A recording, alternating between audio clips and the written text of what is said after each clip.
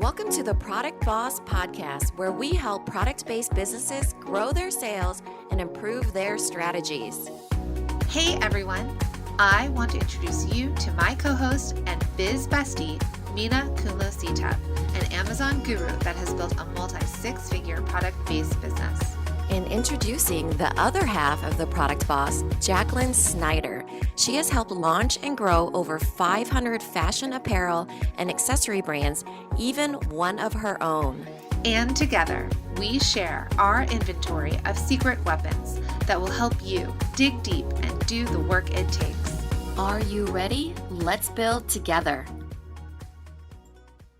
Hey, everybody, and welcome to another episode of the Product Boss Podcast. I'm your host, Jacqueline Snyder, with Mark Wahlberg's biggest fan, Mina Kunlo-Sitep.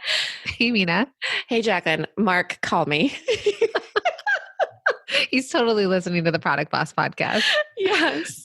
So we are all about talking celebrities. So happy Halloween, y'all. And in the spirit of Halloween, we are talking about your alter egos. And sometimes when you're trying to find an alter ego, because we're going to talk about the 7 alter egos of a solopreneur, celebrity edition, it might be easier for you to sometimes put on those like masks, hats, whatever you need to do to get your brain in the space of like, okay, today I have to be Beyonce. And you can think, okay, I'm going to be Beyonce. Mina asked me my alter ego, and I used to say Dragon Slayer, and then I've just recently switched it to Arya Stark. And what did you say? I was like, who's that? She did not watch Game of Thrones. So obviously your alter ego has to be somebody that you connect with, whoever you want it to be. But sometimes you do have to tap into things that feel uncomfortable for yourself. And a lot of times it's easier to tap into like people who are known for that sort of thing, right? Step into that 30 seconds of courage and see where it takes you. And then a lot of times it can be in a alter ego of sorts. And who better to think about than celebrities who we know and love. Yeah, we're familiar with them, whether they're celebrities or characters on TV. So we're going to jump into that. But before we do, I just want to thank everyone that has left us a review on Apple Podcasts. And we got this amazing review from Stephanie. She's the owner of Curved and Dangerous. And so I'm going to share that with you. And thank you, Stephanie, so much for this great review. So it says, I don't know how I stumbled across this podcast, but I'm so thankful that I did. When I find a new podcast, I binge listen from the beginning to end. Normally, I'll walk away with a few nuggets of wisdom to run with. This podcast, however, has been much different. From the very first episode, I've walked away with actionable steps to help improve my product business every time I listen. I discovered the podcast several weeks ago, and I binged around the clock to get through them all. Then, she actually goes into a part where she talks about how she's very much like you and I. So that might be a slight alter ego discussion for her. But she basically goes in and says, I've listened to at least 30 business related podcasts, some that are extremely popular in the entrepreneur space. And for once, I feel like I'm listening to people who actually understand my product based life. Not only are these ladies genuine and just plain likable, but they are truly experts without the ego and fluff. They are real life people, and you can tell that they really want to help product based businesses. Now that I'm caught up on all the podcasts, I plan to pursue the entirety of the podcast notes to make sure I have all the freebies and downloads they've offered. With everything I've learned from these ladies for free, I can't imagine what I'd gain from partnering with them for coaching. That's my next step, and I'm so excited. Well, Stephanie, we can't wait to work with you. Yeah. And she says without the ego, but we are diving into the alter egos, right? So on that note, we're going to jump into the 7 alter egos of a solopreneur, celebrity edition. This is actually a serious episode, but a little fun and treat for you guys on Halloween. All right, so let's jump in. So number 1, you're the hat you wear as a solopreneur is that you are a boss, a leader, and a manager. Right. This came up because shout out to all our masterminders in the top, but in the top is our multiple 6-figure to multiple 7-figure business owners. And lots of times they get hung up on the difficult decisions or stepping into that boss role that we so want them to. So this was inspired by them, actually, this entire episode. But as we started talking about it more, it was just a really fun way to celebrate Halloween too. So what we say in the top is that we are channeling our Don Draper. So Don Draper is of Mad Men. He's a little bit a play off of kind of what Jacqueline and I think of as that old gray-haired man that sits behind his desk, has a secretary up front. In Like, the how would you 1950s. yes, how would you describe him more? So I was actually in a mastermind some years ago, and this came up because as women, and so guys, if you're listening, bear with us, but it's good to hear the other side. But as women, we tend to make excuses for things, or we feel like we have to justify. So these women are making a lot of money in their businesses and they're doing extremely well, but they somehow feel like they might have to justify them making money and what they choose to spend that money on to their employees, for example, or that they feel like they have to do all the things like, close some huge deals, have multi 6-figure revenue months, and then also run around to Target to try and get a gift for somebody's birthday, and then get to the groceries and get their kids picked up from school and do all the things, right? I mean, raise your hand if you're all feeling that overwhelm as we're talking about it, no matter what your revenue is. So in this discussion, we were talking about, I think it was basically, explaining your revenue or the ability to, per se, like move into a new space, have this team, and they felt like they had to explain it to their employees. And I said, sometimes us as women, we come up with a lot of reasons for things. But I have to sometimes, my alter ego is the gray haired white guy, honestly, from the 1950s that sits behind a desk. He's big boss man. He is the secretary who brings him lunch. He is the secretary who buys his wife gifts or sends her Mhm. flowers. He's not calling up the flower shop or picking out the flowers. He's like, Jane, please, send my wife this, that, or the other. Go buy her a tennis bracelet, from wherever. And I'm not saying that we want to pull away completely from our families or buying gifts, but there is a power in that I think as boss and leader of your business, women oftentimes feel like they have to make excuses or they can't ask for what they need. And if you think about Don Draper as your alter ego, Mhm. he was a leader. He was clear in what he wanted and what he needed, and he did it. He did it with class, forward facing. He did it with class, right? Right. And it was nothing at all like that he had to discuss with his employees. They just knew. He is the boss, and your main role, we talked about this in the roles of the CEO, the podcast episode. Their main role is to protect your time. There's nobody going up to that white, gray haired man saying, "Oh, what was it that you wanted to give your wife for your 50th anniversary?" They're getting it done and they're protecting his time, and they are only pushing sheets that need to come in front of him, right? Blah blah blah is on line 1, sir. Blah blah blah is on line 2, sir. And they protect his time because they know his time is really valuable, and he doesn't need to hear about these things that don't matter in the end. Do they make sure that he knows what he needs to know? Is he able to make decisions on the things that are important to him? Is he able to build the business like he wants to? We only use this descript version of him. We're not classifying him as a, we're not trying to say anything bad about that era of men or anything like that, but they knew how to get the business done. Right. And sometimes we need a reference point We do. because for Hmm. women, there are not a lot of examples and roles out there of women like us, and even the men in that are in our community or listeners that have maybe also gone an alternate route, right? Like they've maybe Hmm. left a career or they have a side hustle to a career they currently have. These are all newer things that we could kind of do multiple things and pursue passion projects even that turn into things that support our life and lifestyle Without guilt, right? without guilt, Hmm. where women can retire their husbands while men can leave a corporate job or something that they didn't always want to have to do and do what they actually want. So I think what we had come to the conclusion of is there's that confidence in your decisions. You walk into a room and you've got your power pose. I mean, women say they have to have the power pose versus men just walk into the room, right? Yeah. They're not power posing ahead of time lots of times. They just go in there knowing that they're just much clearer on what they want. Whereas women, they feel like it could be discussed. It can be Sometimes they feel even the need to please negotiated. people. Yeah, they feel the need to please people, whereas man typically will go in and they're just taught from a very young age, describe what you want and get what you want. Whereas women are taught from a very young age to accommodate. And there is a difference confidence entry point because of that they come in and they're like, okay, well, I know what I want.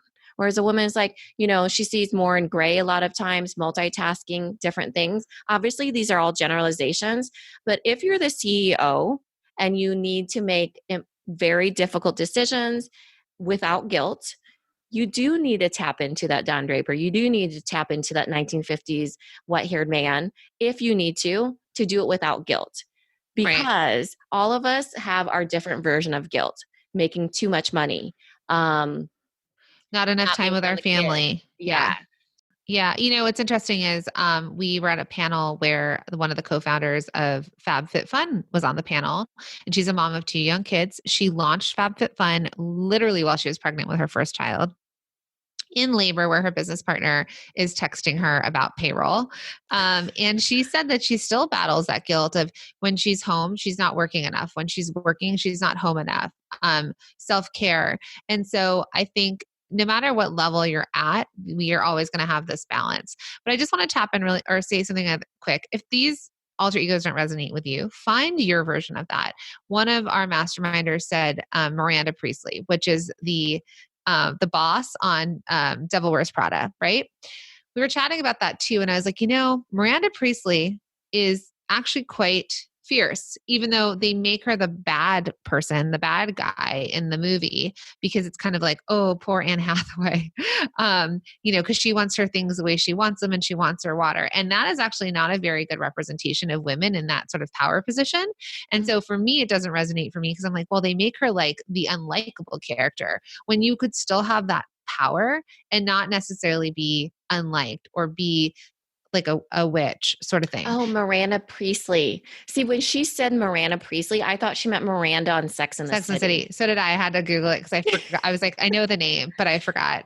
But then another one is like Christina Yang from Grey's Anatomy. Shonda Rhimes wrote her as a very powerful, a woman who was really focused on what she wanted and she made decisions for her goals. So she didn't compromise on the what she wanted to do, that she didn't kind of bend towards like the status quo, for example.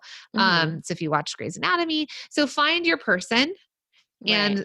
and that is your having confidence in your decisions, being the leader and the boss and even the manager in your business. I mean, when I said Miranda, she's the lawyer, right? Yeah. There's also Samantha, who is the PR person, different type of boss, right? Then there's Carrie, different type of boss. They all have different ideas of their own success. So this just gives you some ideas of who you resonate with most. And then there's Charlotte, also a different type of boss. Maybe this episode should have been Sex and the City edition. But okay, so let's move on to number 2, alter ego. Okay. So number 2 is the outsourcing perspective. So we were just talking about the co-founder of FabFitFun, where she feels pulled in so many directions and never feels like she has enough time anywhere. And so when you outsource, in many ways, it could be outsourcing at home, it could be outsourcing at work or in your business, it allows you to have more white space for your creativity. So Mina, who is our alter ego that we're going to use for outsourcing? We are going to do Beyonce because we like to reference people to that graphic, that meme that everybody talks about. And that is, you have as many hours in the day as Beyonce. It's true. You do. Caveat is that she also has 20 people on staff, like it multiplies her hours by 20 because she can have someone taking her kids somewhere if she needs them to. She can have someone doing her hair while she's maybe on social media or eating her lunch. The lunch that somebody else brought her. Right. Which then qualifies another segment of time. What else? So many things. I'm shopping. She doesn't have to buy her own clothes. Right. She has clothes pulled for her. Somebody brings her coffee. She probably doesn't wash dishes. She doesn't have to pay her own bills. Kids. How much mind space and actual space and time does that clear up for her? So Beyonce is wonderful. She's creative. She's talented. But I think the thing that I wanted to remind people of as we were talking about Beyonce is that she is a boss when it comes to outsourcing. We need to all tap into our inner Beyonce when it comes to outsourcing. You better believe that there's a list of things that I would outsource if I didn't have to think about any sort of money, if I made billions of dollars or whatever. She probably makes like high millions, Who makes high millions?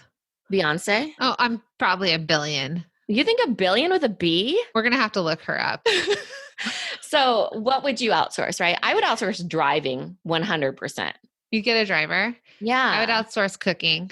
Oh yeah, cooking for sure. Massages for sure. Like, and then I would never do my own hair and makeup.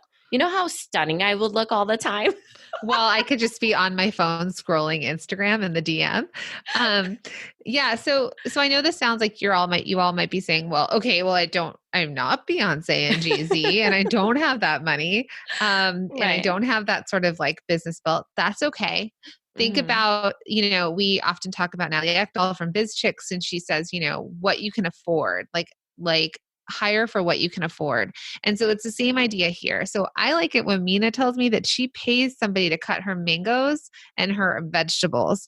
Do you want to talk about how you pay somebody? You don't have a chef in your house. I don't. I just buy the pre-cut stuff and I buy it at top dollar. And I have no qualms about paying whatever I need to do to get my mangoes cut, my beets wash, rinse, and cut, my guacamole or my avocados made into guacamole with organic, everything under the sun. I also I always talk about pomegranates and pistachios. I actually deshell my own pistachios. That's what I'm willing to do, you guys. Living the hard I love life. deshelling. I had to stop buying the salt and pepper pistachios because I would eat like an entire bag in my bed. But I outsource my grocery shopping. I outsource my Costco shopping. You might ask how I do that. I use Instacart, and they and even Amazon now is the one that delivers Whole Foods. So I actually paid for Instacart for the year. And you got free delivery and free service charge waived. It's only, I think, about $100. And I've saved it tells you how many hours you've saved. I've saved like 120 hours of grocery shopping according to that. And if we're talking about Costco, when I would have time on a weekend to go to Costco, I've saved right there like 15 hours. So that's something that I do where I can right before, we get on a podcast recording, I could go and place my order. I could replace my order. It gets 2-hour delivery, and I know I could get off this podcast recording and my groceries will be delivered to my door, and I just have to put them away in my fridge. Right. I use Grubhub and DoorDash, and there's certain restaurants that are in Grubhub and certain restaurants that are in DoorDash, and they deliver me lunch and dinner, and I pick out what I'm going to be eating. I also do Target pickup, 2 hours. I don't get to do that. I do Hy-Vee for fresh produce. It's you pay for delivery, or you go through the driveway to pick up your groceries, and it costs nothing. And then for Target pickup, that's 2 hours. It's because I always wait last minute to get birthday presents, and that's how I get birthday presents is from there, because even 2 days is not fast enough around It's here. genius. And when I lived in LA, there was Prime Now, and so you could get things in an hour or two delivered that were toys. So Yeah. So we just want to share that, just a couple like little things. So for example, vegetables, I actually decided that I'm going to start buying my vegetables cut because I used to think it was a waste of money, but it's a waste of money. The vegetables I don't cut and they rot in my fridge because I haven't used them, because I'm like, I just don't have time to cut those up. So I'm just not going to make something that requires those. So I've decided that would be something that's going to save me money long-term. And I don't have to do it.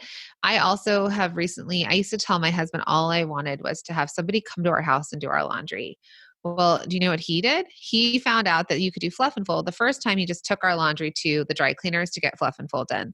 Then his friend that lives around here said, there's actually like a service that will pick up and deliver your fluff and fold fold your laundry for you. It's like $1 a pound. We had our entire week's of laundry done for $28. So Oh my that might be a gosh. lot to you, and that might be a little to some of you. And $28 of like an entire day of laundry is 100% worth it to us. So like of doing laundry. So just think about Beyonce, and the other side to Beyonce is, remember, she has Sasha Fierce, which is her Her own stage alter ego. persona. Yeah. She has to have her own to get on stage and to be that person. So know that even Beyonce has her own alter ego. Right. And outsourcing, I know it sounds like it's expensive, but what could you be doing in that time that would make you money to make up for it? Right. Where could your time better be spent? So I just want to say, like, my mom was a housewife. She raised 5 children. She was a housewife. And I used to tell my husband, and I'm going to say this to you, so I don't want anyone to get offended, but I used to say, like, what we need is a housewife. Like, I work full time. My husband works full time. And we need somebody that can do these general things that like a stay at home, some stay-at-home moms have the privilege of having help as well, but I just needed that 1950s old school housewife that's at home, right? But Like the throwback. standards were way lower back then. Like my grandma helped with all those things. And I always thought, how did she do it? How did she raise four little girls in a country she didn't even know the language? And the way she did it was because she didn't have to meet any expectations, Right. you know? There wasn't that comparison We either. didn't even Like, wear seatbelts back then, you know?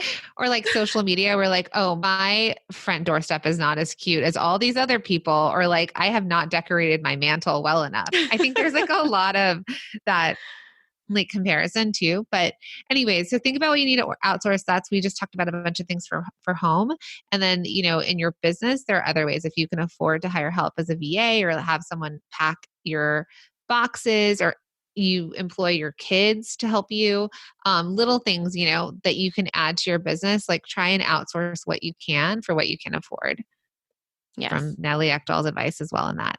Okay. So number 3, the next alter ego you need, that the next hat that you need to wear as a solopreneur is your salesman hat, right? Yes. This one was tough, you guys, because there's so many different ones. We chose these two celebrities because they have a show together and they know how to sell. So we chose Bethany Frankel and Frederick. So they have the show Bethany and Frederick, and Frederick is of $1 Million Listing. We chose them because they are darn good at selling. Also because they are reality stars. They have parlayed that selling into so many other realms, right? Selling houses, selling products, selling services Themselves. Yeah. themselves, their personal brand. On top of Bethany Frankel has salad dressings and alcohol brands, and she has Skinny Girl. So there's so many things. I mean, what aren't they doing, right? They know how to sell. Yeah. So find this. I said the My Pillow guy originally, but like, the other people I thought about were like, Lisa, oh my God, how did I blank on her name? Lisa from Real Housewives of Beverly Hills. Lisa Renna. Mhm. She's on like HSN QVC. She says she'll never say no to anything. But let's say like Bethany and Frederick, right? They know who they're selling to. They know what they're selling. And like Mina said, they're leveraging that popularity that they have, like they're leveraging their fame. So you guys don't need fame to leverage it. But if you do get, a shout out on Instagram or an influencer, or you're being seen here, how can you leverage it there? We had one of our mastermind students, she started doing really well on wholesale, like selling her product on like wholesale stores and to boutiques where she was selling out and getting a ton of reorders. Well, she had gotten denied from a certain website that was like a online retailer website, and she got denied initially. And then she went back to them and she leveraged the fact that she was selling out of her product, that there were reorders upon reorders. And she went back to that website and she said, look, this is what's happening. And guess what? They accepted her the next time she came back because she had that proof. So she leveraged this momentum in her business to then go and get herself on somewhere where she got the no initially. Yeah. And it's not just about the leverage. The reason why I picked them too is because they have a clear message. It's not like they're just living their life. They're known for certain things. The things they've tagged themselves on certain things, right? So for instance, Bethany Frankel, she is a clean eater. She is a no nonsense business person. She loves decorating. Frederick, he does high kicks and lives this lavish life. I even know what his boyfriend looks like, right? So I think they become known for something, and I think that is really, really important. So I wanted to give a shout out to Nicole Pidherney of Nicole Pome Hair. She is of our community, and she was referencing us on one of her Insta stories. She had just listened to our podcast episode. It was so funny because she was like, I was listening to one of my favorite podcast episodes, The Product Boss. She tagged us. They were talking about how it's not going to kill you if you step out of your comfort zone. And I absolutely love that. It was a good reminder. And then the next story over was her doing a high kick, and the caption was high kick into Thursday. And so I reposted her and I loved it. And what it reminded me of was Frederick, his high kick, because he high kicks everywhere. That's like, he's become known for that. I think that even as reality stars, some of them, they go off into the darkness and we know nothing about them and don't remember anything about them whatsoever. You have to be memorable. You have to have a clear message. You have to leverage that message across platforms. And that is what makes you good at sales for more than 15 minutes of fame. Absolutely. Yeah. So I think you guys could pick any of the $1 million listing people. And you know what else? They also know how to talk to their customer. So they know what their customers' needs are and they know how to satiate or satisfy that, right? They're like, this Mm-hmm. is what you asked for, and then here I have it for you. And it's exactly what you need. So sales are also knowing about what the customer needs and wants, and you know more than they know Mm-hmm. that they want. So they may have told you they want, a house that looks like this, but you're going to show them the house that looks, it might be a couple $100,000 more. Right. You know what they aspire to have. Yeah. So know your customer better than they know themselves, and try and sell them what they don't even realize that they need or what they want, right? They think they know what they need, but you're going to really show them what they need. Right. So our fourth alter ego and our fourth thing that you need to have as a solopreneur is the hustle, right? Right. The hustle. I think you guys can guess which, I mean, there's so many, but the one that we love and know for her hustle is J-Lo. And the thing that's funny about that a little bit is that I've heard somebody else explain it in this wonderful way that makes perfect sense. But that J-Lo's talent, her biggest strength, her biggest talent is not her singing.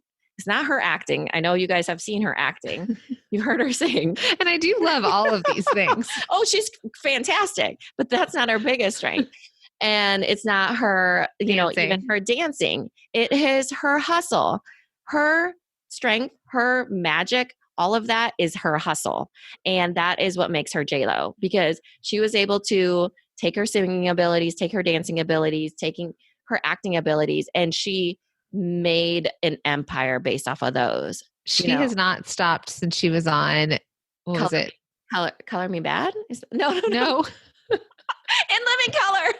Color Me Mine. In Living Color, when she was a Fly Girl. So Fly Girl, for some of you who are young and have no idea what we're talking about, and then the others of you are like, yes, you already got that answer before us. The hustle. So I'm going to say the hustle is one. She probably didn't say no to a lot of things initially, right? And she found the things that were going to kind of get her the most visibility. She has not stopped. Like she has a very, very long career where, look, like she may not be the most famous for movies anymore, right? But she transitioned to TV as a judge. She's positioned herself as an expert and an authority. She was one of the first, like she's one of the major celebrities that stepped into social media. She's not afraid. Like Jennifer Aniston just got on social media like 3 posts later, but JLo has been in these things since forever. She does IGTVs. So she's always willing to try something new and she's always hustling to keep herself relevant. And she did that with big connections. She did that, the people she dates or has been married to have transitioned her career. I mean, she got the name J-Lo from being with Diddy, right? And that transitioned her from one section to another. So J-Lo is our hustle queen. She is a working mother. She continues to live her best life. She has all she did it without even though you mentioned Diddy, right? Whatever his name is now. And then there was Mark Anthony, and there's even A-Rod right now, right? She's still J-Lo despite all those people, right? And like, it's not, they didn't make her. She's still J-Lo. I think that is something to be said about that, because girl hustles and she does it for herself, 100%. She hustles, and it also grows her visibility in new sections though, honestly. Like her husbands and boyfriends are like alternate platforms. They are. It's true. Oh my gosh. She doesn't have a type, that's for sure. Yeah. So. She's grown. I mean, she's gone across platforms. So, because she was also with Ben Affleck. Oh, that's right. Oh my gosh. Geely, come on. She did Geely, speaking of hustle. This is a very serious podcast, everybody. But yeah, so I mean, just look at that. Like, just her relationships were like platforms that introduced her to new audiences. For example. If anything, they were collaborations. We are bringing this back to Product Boss, and she has products. Right. So if you ever need your hustle alter ego, JLo is the one that we're sharing with you, and come up with one that resonates with you. Yeah. seriously, I wanted to say this phrase because you said it earlier when we were brainstorming on who our hustle queen was, and you said, can't stop, won't stop. As entrepreneurs, as product bosses, there's part of you that has to have that mentality of can't stop, won't stop, because it's really hard in the very beginning. But if you can't stop, won't stop, and you have this passion for it, then you won't give up. You will go after it like J-Lo, right? And you will make every advantage of every situation that you're in, and you will just hustle your tail off and make magic happen. Yeah, it's like knowing what your why is and what that because it does. It gets hard. You get tired. There's like a lot that goes into it. There's a lot of money invested. There's a lot of time invested. There's time away from your family. And so if you have a strong enough why it is can't stop, won't stop, that you have a dream or a goal for your life. And we don't know what hers is, but she's obviously made it because she was Jenny from the block. And now look at her. Yeah, I'm sure there was plenty of people that told her she's not the best singer or not the best dancer or not the best, actress. I mean, we all saw Wedding Planner. So I just think that movie. It's like with Matthew McConaughey, which I was like, oh man, not this guy. I love both of them so but they both have that hustle, right? Totally. Pick whoever you need to pick and tap into that because they made it happen, and they made it with despite people telling them otherwise. All right. Let's move on. Oh my God. Stop. Not a good one. All right. So the next thing as a solopreneur that you need is systems. Okay. So that doesn't come naturally to all of us. And I will say systems to me too. It's like something I want to be better at, but then, I'm definitely more of a creative and a visionary sometimes. And like being able to have that, we don't all have co-founders or partners, or even the ability to hire somebody that can manage your systems. But you do need to create systems in your business, kind of like a COO in a way too, right? Like the operations and systems of your business. So our alter ego, this is not so much an actual person this time. It is a character. Mm-hmm. And it's Monica from Friends. Right. I mean, she's lovable, you guys. Who doesn't love systems deep down? Everybody loves systems. You need to I don't know if everybody loves them, but it's a love-hate. But, like you need to put things away, like where they come from. Like, do not leave a mess behind. What else did she do? She was a clean freak. She always, she was the person of their group of friends that organized everything. She was the organizer. She was the... She planned events. She was very type A. And I think that's why they made her be a cook or a chef, was because there's a recipe you follow, right? And that's a little bit what systems are. You can get creative for sure, but there's certain ingredients that you cannot go without unless you substitute. Yeah. And chefs, if you guys ever watch reality shows with chefs or movies or anything, they are also needing to be the leader in the kitchen. And so they are making sure they're checking, right? So they've given out the recipes, they've trained their team, and then they're always like, taste it, the scallops are raw. Like, get out of my kitchen. Gordon Ramsay. Gordon Ramsay. Oh my gosh. So And we bring up a lot of what are they called? Reality stars, because we kind of get to see behind the scenes, in a reality type way of them and their business and them and their personal lives. But, just think about Monica, Gordon Ramsay, but it's like you've created a system, you've set a system, that recipe for your business, and now you are following them and you're expecting the people on your team to follow those as well, right? If you have everything has a place and everything in its place, like you put the dishes away and they need to go back to where they go. That's the A-type, like clean freak section of Monica, but also the fact that she could manage these people and follow recipes and actually create them. So number 6 is marketing. So chief marketing officer as a solopreneur in your business. So we tried on this one to come up with you guys, other people. Hardest ever. Even when Jacqueline was introducing this number 6, I was like, who did we end up choosing? It was a debate. We had to look them up. We were looking up all the alternates to these people, but we at the end decided that we were going to go with them. So marketing, if you need to put on your marketing hat, we just want you to pick the one you like the most. You may like all of them, which I did at one point, but now it might be which one you like the most or you resonate the most with. And it would be, guess, The Kardashians or the Jenners? The family, you guys. And that includes the mom. And that Whenever includes Scott Disick. Yes. So the reason why we ended up going with them, and they were not my favorite, and like I said, we debated back and forth, but no matter, like you could be walking along, trip on the sidewalk, and there they are in a poster. Like you cannot walk without tripping over one of them. You cannot turn on Netflix or Hulu or Pandora. You can't even, flip through channels. You can't even look through a magazine. You can't look through a trade show. I mean, we just went to an event this past weekend and, we got the Poosh brand of water bottle from Kourtney Kourtney Kardashian. Kardashian. Yeah. So the thing about them is they actually all pretty much have a product, whether they're selling themselves as a product, and because they themselves were the product, they were able to branch out into physical products. So many of them. So whether Kylie Jenner is your girl, or Kendall Jenner, or Scott Disick, who's turning over houses, or any of the Kardashian sisters, including Kim, the marketing aspect is that, I mean, let's go to Kim real fast. Let's rewind all the way back to, what was it, like the late 90s, early 2000s, right? Kim was just Paris Hilton's like entourage. That's where she started.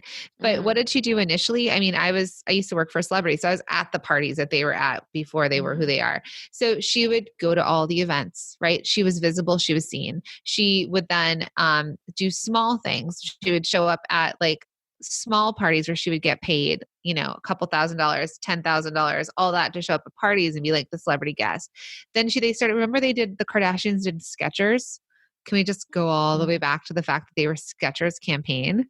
Okay. That is not on brand for them now. They were Kardashians at Kmart. I remember was that. it Marshalls? Yeah. So they've done a lot of things to grow their brands to where they are, where now they can come out with their own, like Kylie Jenner's lip kits and anything they do. But they've always been on the new platforms, right? They were on Snapchat. They were the reason Snapchat existed. The second that one of the Jenner sisters said Snapchat is dead, it's literally. And now she has a filter called Lip Kit, on Instagram. Instagram. Yeah. Basically, think of any product, they've done it. Children's clothes, adult clothes, makeup, shoes, hair accessories, hair products. Basically, the Kardashians, so many of them, even food, even Kourtney Bruce, right? Honey. Yeah. Which Bruce and Caitlyn, we're basically going across multiple platforms. Even Kanye, what's the mom's name? Kris Kardashian. I mean, Kris Jenner, my friend. Kris Jenner. I think she wants to be a Kardashian still. But, and you guys, I grew up in Calabasas. I grew up in Hidden Hills, actually, which is where they are. And there used to be a store. I literally walked into their store, Dash, when it was just their store, because their mom, Kris, owned a kid's shop that we would go into by the sushi restaurant where we lived. And then they opened Dash, the girls, and Chloe was the one they made work in the store. So like she was the sales rep. I mean, that's where they started. They started where you guys are. And none of us probably want, I mean, some of you maybe, but the level of celebrity that they are, great.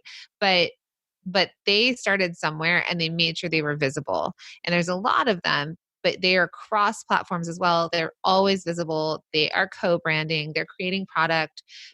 So when you have to put on your marketing hat, they are some of the greatest marketers. So when you're thinking about marketing, show up.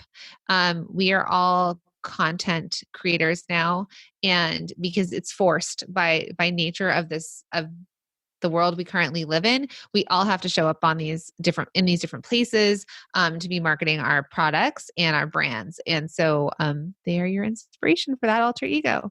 So finally, last but certainly not least, is the alter ego for financials, like your CFO, your accounting, where the money is. I mean, I know it doesn't sound as fun, but we've got some fun people that we are using as our alter ego.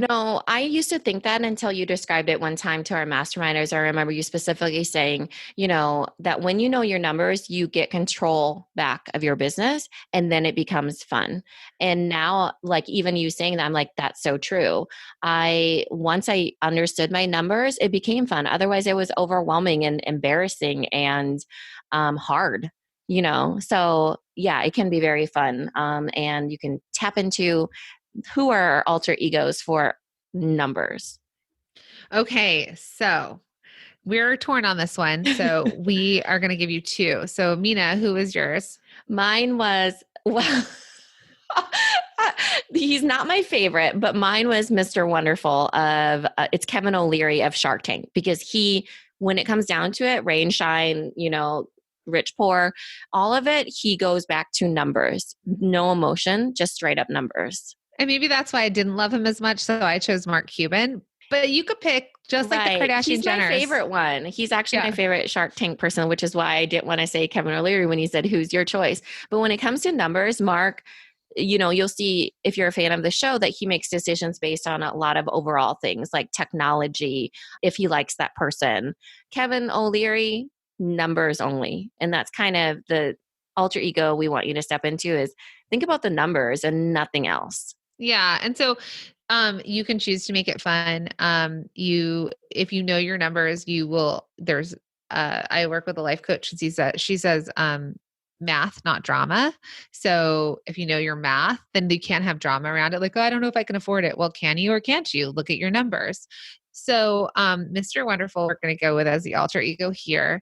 And we want you guys to price your product correctly. We want you to say yes or no to things. Like another conversation in our masterminds right now is like, how much product do I give away for? People are asking me to gift things, add things to gift bags for charities. I feel so bad saying no. That goes back to Don Draper, right? Don Draper wouldn't feel bad about it. Mm-hmm. And then Mr. Wonderful is going to say, well, you only have a budget for X. So you guys set your budget. And when you hit that budget, you say, hey, you had said to the masterminders, what did you say about that part? I said, pick out how many you want to do and set a process to it. So this is the inner Monica, right? Like set a system. They have to fill out an application. It has to be in by a certain date. You know that there's like, let's say 10 slots at a certain value. And then let's say you package them up and then they get physically sent out to those organizations, which Don Draper would make sure that they would, and also Bethany and Frederick would make sure you could leverage that some way, shape, or form if you could.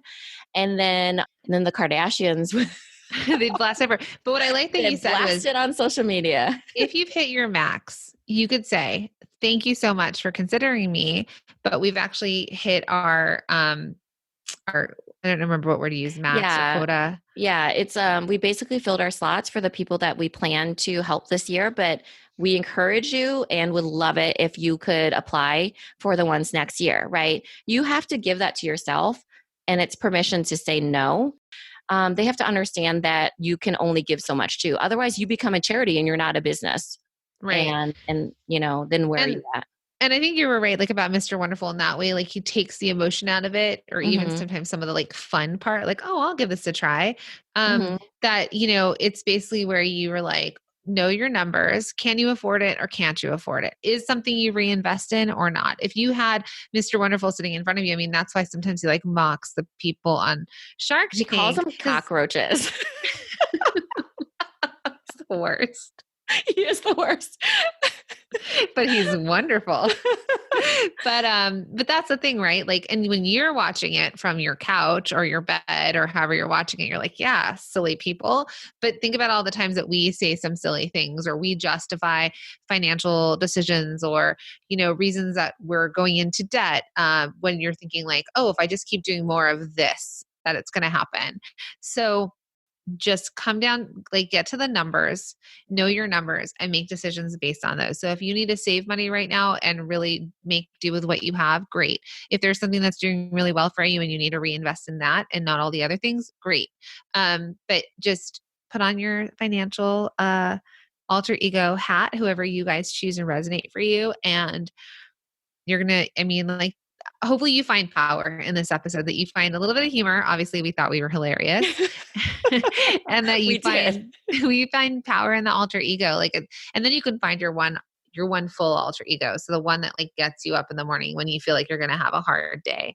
But when you have to take on these roles as the solopreneur, the CEO, the business owner, these are some examples that we thought would be incredible for you. Yeah. And I would like to remind you what Jacqueline had said just earlier in the episode, is that even Beyonce has Sasha Fierce, right? We all don't have fantastic days. Even Beyonce has days where she needs to pull her own alter ego. So it's not like you're going to solve all your problems just by having alter egos, but it's just knowing like, okay, I can turn it up when I need to. If you tap into, hey, all I need to do today is know my numbers. I can do that, right? And then next day, all I need to do today is hustle a little bit harder. I just need to outwork them by 5 minutes. I love it. So let's continue this conversation in our Facebook community. Yes. We are going to put a post up. So we'd love for you guys to participate in that, where we all share images of our alter egos. I think it'll be super fun. So the link is in the show notes, and we can continue the conversation in the Facebook group and the community.